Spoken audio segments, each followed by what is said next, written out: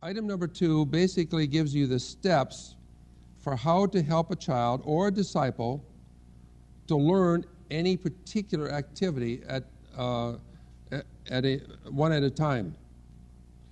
For example, in just such a thing as making the bed.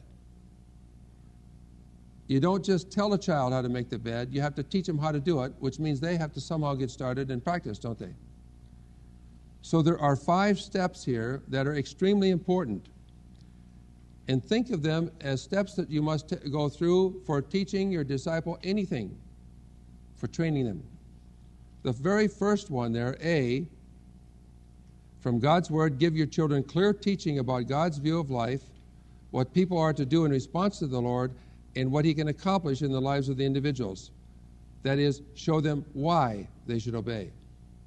So the very first step is you not only tell them what, but why. See, it isn't do this because I said so. That's so often what happens. That's just pointing them to you. You need to point them to the Lord. You tell them what, but then you tell them why and see how this is going to affect their relationship with the Lord. How this is going to help them in their walk with the Lord. Step number 2, you not only tell them what and why, you have to show them how. You could describe all the actions necessary for fixing a bed and they won't know a thing until you show them how to do it. See, when it comes to training now, we're talking about somebody learning how to do something, not just some idea. So you need to show them how. You know what that means? That means you have to know how. You know, in other words, you can't say to your disciple, well, do something. I've never done it, but you go ahead and do it. And do that. Same way with your child. But once you've shown them how, they have got to start doing it, don't they? You got to get them started. That's the third step. Get them started. The first time he may have the wrong blankets on. He may have them the wrong way.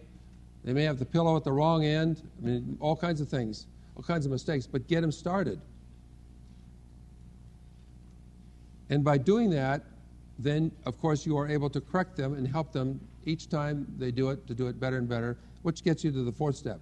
Keep them going. Now, most often, that's the hardest of all of them. It's real easy to get started. But to keep fixing that bed every day, consistently, before breakfast, somehow that's hard for a child. And they want to do everything. They want to come down and have breakfast. They want to do, all kinds of things rather than to do that. But you see, that's one of the tremendous characteristics that God is building into them, discipline, to do it whether they feel like it or not, and to do it correctly. Keep them going. Now that takes encouragement. Sometimes it takes exhortation, provoking. Sometimes it means taking them by the hand and walking back in there and helping them do it. But get them started and then keep them going. Now the interesting thing is, this is exactly what Jesus did with the disciples. That's how we got this, because all you have to do is look at the Gospels, especially just read Mark, since it's short.